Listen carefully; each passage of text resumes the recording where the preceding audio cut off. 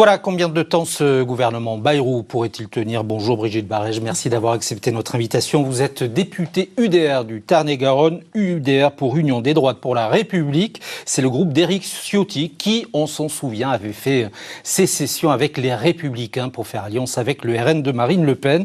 Face à vous, Christophe Bex, député de la France Insoumise de Haute-Garonne. Merci à vous deux. On va parler bien sûr de vos divergences, mais aussi de ce qui pourrait vous rapprocher. Peut-être serez-vous demain des alliés de circonstance pour faire tomber le gouvernement Bayrou. Mais pour le moment, ça passe pour le Premier ministre. 5e motion de censure rejetée à l'Assemblée. Mais François Bayrou n'en a pas fini. 2 autres motions devraient être déposées à très courte échéance dès cette semaine, dont une par le Parti socialiste. Brigitte Barège, le gouvernement tient car votre groupe et le RN et le PS se sont abstenus. Jusqu'où ça peut tenir ? Nous ne faisons pas de la motion de censure une arme politique. Simplement, c'était une question de circonstance. Vous le savez, c'est quand, sur la première loi sur le budget, Barnier a voulu déclencher le 49.3 que nous avons réagi immédiatement et nous sommes alliés à tous les groupes qui étaient révoltés par cette manière de faire antidémocratique. Pour autant, nous sommes quand même dans la construction plus que dans la déconstruction et on laisse un sursis à François Bayrou pour essayer de voir si on peut arriver quand même à avancer un petit peu. Avec Bayrou, on sait que l'immobilisme est en marche, c'est un peu le problème des centristes. Un sursis complice, c'est le reproche qui vous est fait ? Complice, non, quand même pas. Non, quand même pas. On est assez froissé quand même de ne pas, une fois de plus, avoir été privé de débat sur les 2 budgets importants, le budget de l'État et le budget de la Sécurité sociale. Donc nous attendons d'autres textes, nous allons voir si nous pouvons avancer. Christophe Bex, toutes ces motions, ces 5 motions ont été jusqu'à présent déposées par la France Insoumise sans succès. Vous n'en démordez pas, le gouvernement, de votre point de vue, doit tomber, mais après...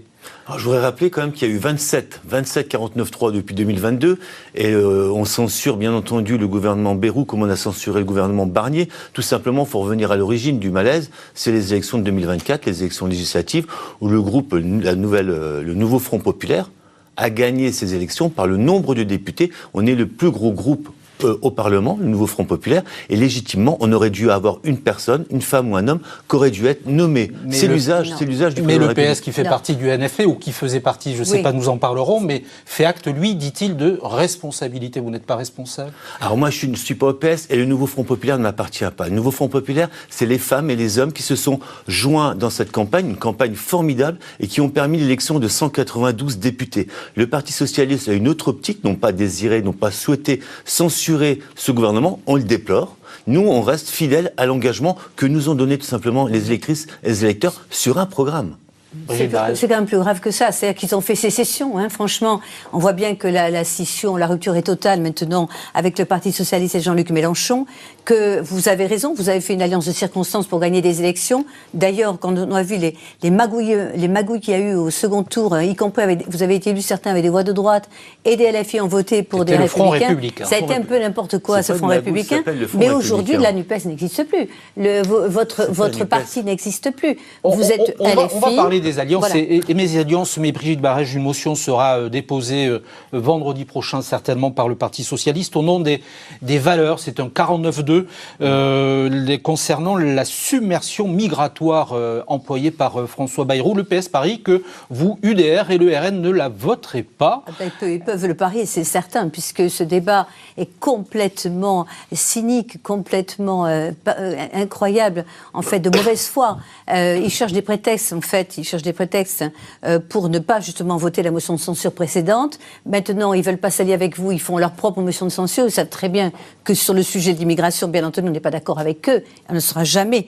Et il y a bien une submersion migratoire. Tout le monde s'accorde à le dire, y compris François Bayrou. Donc, alors, jusqu'à quand et sur quel sujet le RN et LFI, la France Insoumise de Jean-Luc Mélenchon, pourraient-ils s'allier, devenir des alliés de circonstance ? Moi, je crois que, pour nous, notre ligne est claire. Ce qu'on veut éviter, nous, c'était une motion de censure libérale. C'est-à-dire que nous voulions éviter à la France 44 millions d'impôts supplémentaires, de taxes diverses. Nous voulions surtout que l'État fasse des efforts sur les dépenses publiques, ce qu'il n'a pas fait d'ailleurs. Pour partie quand même, non, on a pu sauver quelques petits éléments, des petites victoires. On a réussi à maintenir les retraites, l'indexation des retraites, puisqu'au 1er janvier, finalement, elles ont été indexées à 2,2% sur l'inflation, ce qui n'était pas prévu. On a obtenu que le déremboursement des médicaments ne soit pas effectif. On a obtenu surtout, je parle en tant qu'ancienne maire, que les collectivités locales ne soient pas amputées, vous savez, de 5 milliards d'euros. Le PS n'y est pour rien. Le PS avait voté avec nous cette motion de censure, cette fois-là. Donc, on est quand même heureux d'avoir obtenu cela. Bon, ce sont presque des maigres victoires, parce que l'essentiel n'est pas là. Il faut véritablement réformer de fond en comble, simplifier ce pays, éviter cette submersion migratoire.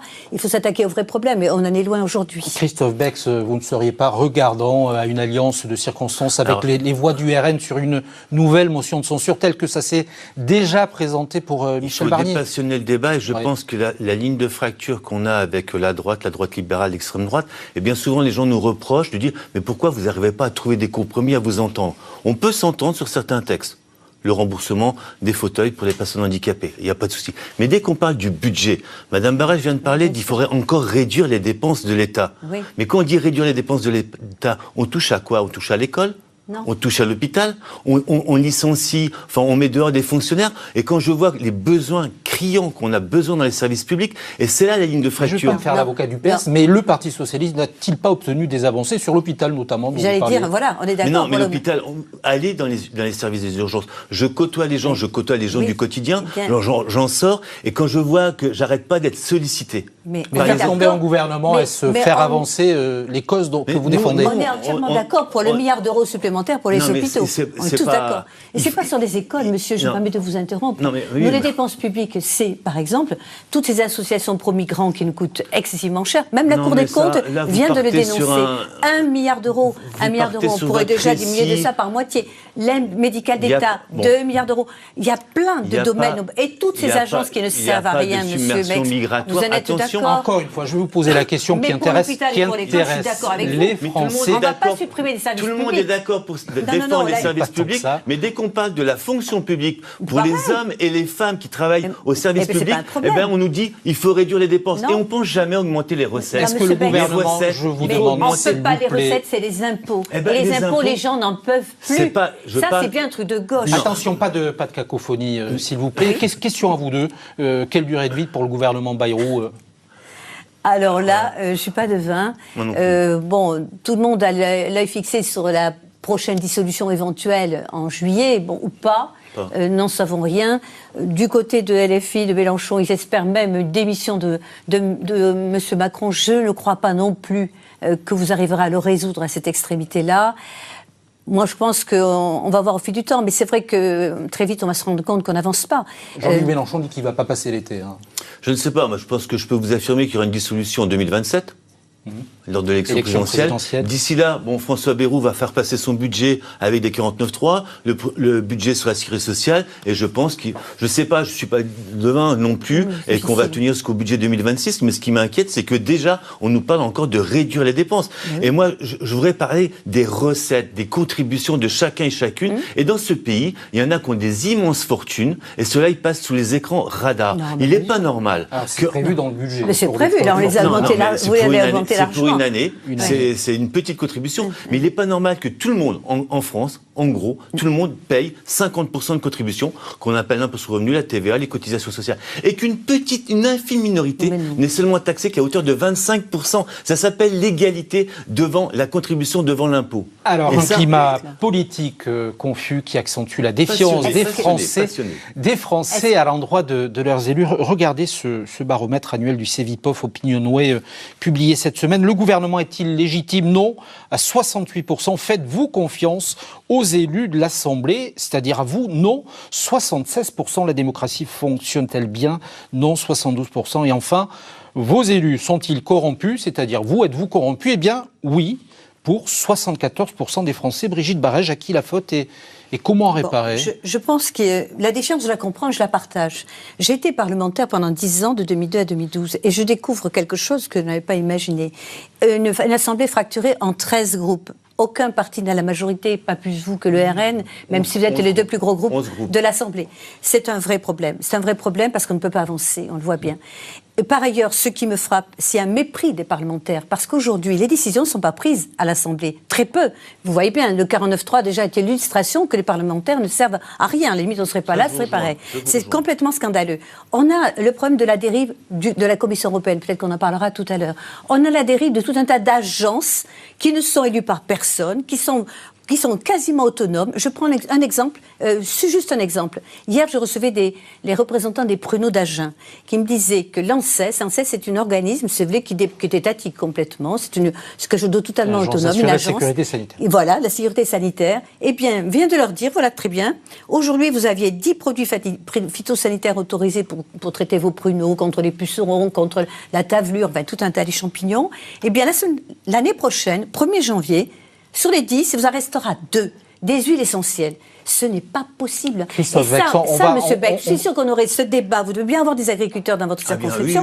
On aurait ce débat à l'Assemblée. Ça serait intéressant. Parce que là, typiquement, on va revoir ces chiffres de défiance, voire de dégoût, selon les auteurs de cette étude. Quelle est votre explication à ces chiffres-là ? Moi, je pense qu'il y a une grande fracture qui s'est produite en 2005 sur le traité constitutionnel européen, que les Français ont rejeté à hauteur de 55%, le non.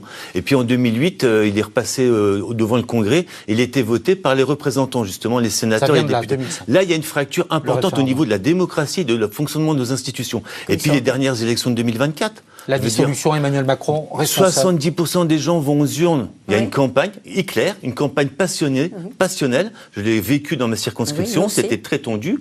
Mais les gens s'attendaient à, justement, on a redonné le pouvoir au peuple. Emmanuel Macron l'a dit, et le résultat, il est ce qu'il est. Mais le président n'a pas suivi ce qui est l'usage. Après, le problème de nos institutions, il est beaucoup plus profond. La Ve République, à quoi sert le Parlement actuellement avec 11 groupes ? À rien. Voilà. Moi, je dis sincèrement, je suis profondément déçue. Moi, j'étais allée vraiment de nouveau dans ce combat législatif parce que je pense que notre pays est en grande difficulté.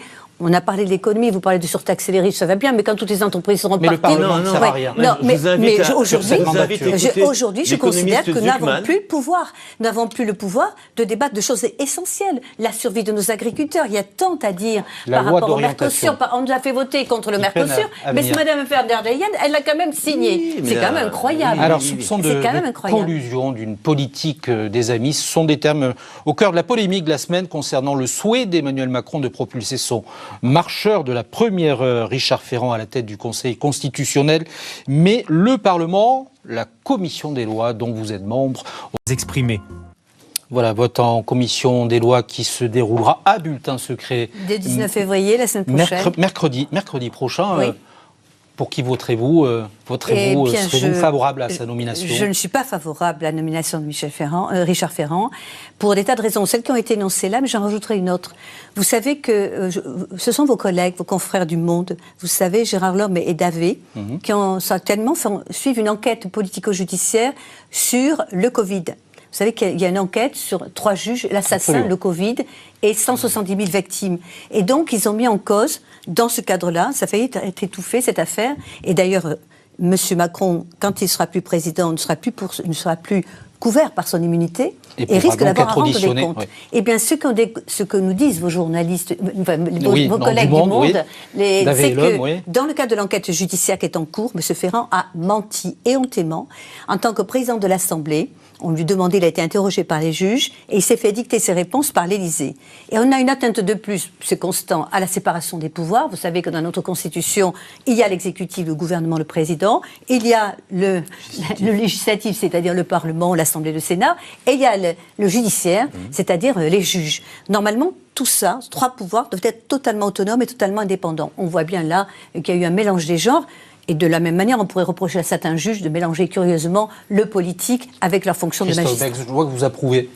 Je pense que l'étude le prouve, on a besoin justement de sérénité. Et là, on parle du Conseil constitutionnel. C'est pas l'amical, quoi.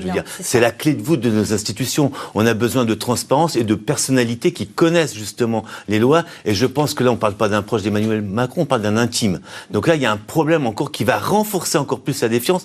Et on n'en a pas besoin. Et donc, il faut vraiment qu'ils reviennent sur cette décision. Et je pense qu'il va être recalé par les sénateurs et les députés qui vont s'exprimer. Mais ne serait-il pas normal que le président de la République nomme une personne de confiance à la tête du Conseil constitutionnel. Magistrat. Oui, non, mais ça, c'est l'usage. Je veux dire, Jean-Luc Mélenchon ne ferait pas autre chose. Non, enfin, oui, vous voulez me parler de Jean-Luc Mélenchon. Non, mais il y a d'autres personnalités. Je pense qu'on a besoin. Je veux dire, on souffre. On a un problème démocratique dans ce pays. Les citoyens rejettent, mais ça a toujours été un peu l'antiparlementarisme. Mais là, on arrive à des niveaux. Et là, le président. Je pense qu'un des problèmes, c'est qu'Emmanuel Macron s'est fait élire. On va en dire par défaut. Ni gauche ni droite, et il a brouillé les cartes. Je pense qu'on doit avoir des positions claires. Madame Barèche est quelqu'un de personnalité de droite, moi je suis de gauche, et on a besoin de confrontation. Exactement. Et Emmanuel Macron est arrivé dans ce champ, il a tout brouillé, il méprise les gens, et la clé du problème, je pense que la clé du problème, Emmanuel Macron. C'est pour ça qu'on appelle à son départ, bien entendu. Le problème c'est lui. Non, mais un des problèmes, et c'est ce mépris. Contrairement aux présidents des républiques qui ont été élus avant lui, ces présidents, quels qu'ils soient, alors, ils connaissaient le quotidien des gens. Ils avaient été des élus. Emmanuel Macron est quelqu'un de déconnecté et méprisant, et on le voit encore. Juste là où je rejoins M. Bex, on se rejoint. Le Conseil constitutionnel, comme il a dit, c'est pas une amicale, c'est pas n'importe quoi. C'est la juge suprême qui dit la loi après le Parlement. Sur des recours, quelquefois, qu'on appelle les QPC, les questions prioritaires de constitutionnalité que les juges peuvent lui poser. Et on sait très bien qu'il a un rôle majeur au moment des élections. C'est le juge de l'élection. C'est le dernier recours en matière de contentieux électoral. Donc c'est important d'avoir à la fois des magistrats qui connaissent le droit public, le droit électoral, et qui soient à peu près neutres. À peu près, on peut pas leur demander une question sur la droite et la gauche aussi, on va parler de l'agriculture. Pour ce qui est de la droite, Brigitte Barège, on va vers une guerre des chefs. Bruno Retailleau, Laurent Wauquiez, tous les deux candidats à la présidence des LR. Lequel des deux pourrait-il le mieux se rapprocher des ciotistes de votre groupe du UDR? Vous me mettez un peu à difficulté. Je les aime bien tous les deux. Ce sont des amis, des gens que je connais depuis longtemps, des gens vraiment très compétents, qui ont fait leurs preuves chacun dans les mandats, qui ont exercé beaucoup de mandats d'élus locaux. Et c'est ce qui nous manque aujourd'hui, c'est qu'on a un Parlement hors sol, de gens qui connaissent rien au terrain. Avec qui vous pourriez travailler demain? Avec qui je pourrais travailler? Vous aurez à voter. Hein. Alors, je n'ai pas le droit de voter, puisque je ne suis plus LR. J'ai encore ma carte, mais quand même par honnêteté, j'ai quitté ce parti. Et je suis heureuse d'avoir fait, parce qu'aujourd'hui, on a une position qui est très claire. Et on voit bien que, moi je le vois bien, ils sont à côté de moi à l'Assemblée, on est juste à côté. Ils ont un pied dedans et un pied dehors, ils soutiennent Macron, ils soutiennent Bayrou, mais en même temps ils sont contre. Il y a des cas où ils votent avec nous, des cas où ils votent contre. Enfin, je me mets à leur place, ça doit être compliqué. Alors en plus de ça, ils vont avoir une querelle de chefs de haut niveau, là, c'est quand même deux gabarits de très bon niveau. Bruno Retailleau prend l'ascendant pour l'instant, mais vous savez, comme tous les ministres intérieurs, ça a été, vous savez, le marchepied de beaucoup de Nicolas Sarkozy. Darmanin a essayé aussi. Ils rêvent tous d'être ministre de l'Intérieur, parce que c'est là qu'on exprime sa virilité, son autorité, la force, ce que les populations attendent, quelqu'un qui les protège. Donc, pour l'instant, il est plutôt en bonne position. Christophe Bex, je ne sais pas si vous rêvez d'être ministre de l'Intérieur, mais on va parler de la gauche. Est-ce que le contrat du NFP est rompu? Y a-t-il cette césure entre LFI et le Parti Socialiste depuis le psychodrame, on va dire, de cette motion? Moi, je ne le pense pas, parce que moi, je parle à l'électorat, je veux dire aux gens et toutes les personnes qui sont mobilisées pour justement, il y a une union de la gauche pour justement amener un programme clair et pour lutter contre la droite et l'extrême droite. Mais donc, quand on voit sur des tracts, c'est des mêmes tracts, Olivier Faure et Marine Le Pen placés sur le même plan, ce qui est revendiqué par Mathilde Panot.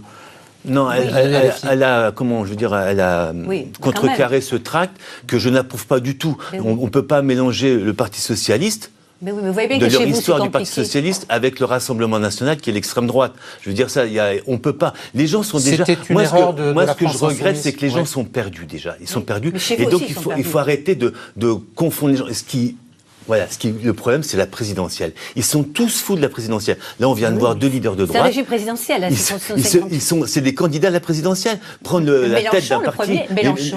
Et moi, ce qui m'intéresse, c'est les idées, au-delà des hommes. C'est ça qui doit nous habiter. Et comment on fait pour améliorer le quotidien des gens qui souffrent dans ce pays. Les gens qui travaillent, qui n'en peuvent plus, et les gens qui sont privés d'emploi, qui n'en peuvent plus. C'est ça qui me pousse, c'est ça ma préoccupation. Tout le monde, monsieur Beck, ces combats des chefs. On est tous d'accord. Et la présidentielle rend fou, est-ce qu'elle peut atteindre Jean-Luc Mélenchon? Mais Jean-Luc Mélenchon a déjà été 3 fois candidat, il souhaite se représenter une 4e fois, je ne sais pas. Mais vous le soutenez quand même, c'est votre parti. Moi, je soutiens. Vous êtes LFI. Je soutiens Oui, je suis député de la France Insoumise et du Nouveau Front Populaire. Donc vous soutenez M. Mélenchon. Et c'est ça qui m'habite. Après, Mélenchon n'est pas candidat à la présidentielle. Il y aura une expression de la France insoumise pour avoir une candidate ou un candidat. Parce que ce serait bien aussi qu'on puisse avoir peut-être des femmes à la tête de... Clémentine Autain, on va pas faire ça. De Panot, il y en a de bien. Il peut y avoir des femmes. Madame Brigitte Barrès, je serais peut-être candidate. Rimas, que des femmes formidables. Alors, vous allez m'embarquer sur un sujet. Nouvelle action des agriculteurs, c'était lundi dernier à la frontière espagnole, ici au Pont du Roi, à Fos, au sud de la Haute-Garonne. Ils dénoncent sans relâche le traité du Mercosur, traité de libre-échange avec 5 pays d'Amérique latine. On demande encore une fois qu'ils nous montrent fermement leur opposition au Mercosur et toutes les conséquences qu'il y aura derrière. On veut sauver notre agriculture, l'agriculture des Pyrénées, l'agriculture traditionnelle, et voir si on peut aider à contribuer à la victoire de la sauvegarde de l'agriculture française, on le fera. Voilà, Jérôme Bail qui a pris, avec son mouvement Les Ultras la 64, la tête de la Chambre d'agriculture de la Haute-Garonne. Christophe Bex, le Mercosur qui fait l'unanimité contre lui en France, n'est-ce pas un combat perdu d'avance quand on sait que c'est l'Europe qui a la main sur... Oui, mais ces traités de libre-échange mettent à mal justement notre mode de production et mettent à mal notre modèle agricole qui est un modèle agricole familial. Et je veux dire, je suis entièrement d'accord avec les manifestations. Et puis avec Jérôme, qu'est-ce que Jérôme a apporté? Il y a un ancrage au niveau du territoire. Il incarne, justement, il a redonné de la fierté. Et ça, c'est important au niveau de la profession qui a été décriée, on les a traités de pollueurs et tout ça. Mais après, que pèse la France, la voix de la France au sein des 27 ? C'est un acteur... Alors, on a toujours tendance à décrier la France, mais c'est un acteur essentiel au niveau de l'agriculture et au niveau diplomatique. La France, la voix de la France doit être... Alors, bien souvent, on dit la France n'existe... Faux. La France, elle a la voix à porter et le combat qui mène justement contre les traités de libre-échange, mais quel qu'il soit, et surtout celui-là, il faut vraiment s'y opposer. Et ils ont raison. On ne peut pas importer des produits de mauvaise qualité parce qu'il en va de la santé des consommateurs, des mangeurs, et puis du modèle agricole qu'on souhaite promouvoir. Eux, ils veulent produire localement, avoir une agriculture pérenne et travailler dans de bonnes conditions et être rémunérés dignement. Parce que c'est pas normal que nous ayons des agriculteurs qui n'arrivent plus à s'en sortir et qui se suicident. On en arrive là. Brigitte Barrès, que dites-vous à ces agriculteurs? Moi, je me bats pour eux depuis 40 ans et j'ai retrouvé les mêmes sujets que j'ai défendus il y a 20 ans. C'est assez démoralisant. Mais là, la France n'a pas la main. L'impératrice van der Leyen, puisqu'on l'appelle comme ça, présidente de la Commission européenne. Elle a méprisé. Nous avons voté à l'unanimité au Parlement, gauche et droite confondues, contre le Mercosur. Et dans notre dos, elle a quand même signé les traités en disant on reverra plus tard avec le Parlement européen. C'est inadmissible. Madame van der Leyen se comporte comme une impératrice, effectivement, elle décide de tout, elle est en train de monter même un budget de la défense. Nous avons perdu notre souveraineté nationale sur l'immigration et sur la sécurité, par conséquent. Nous avons perdu la souveraineté alimentaire.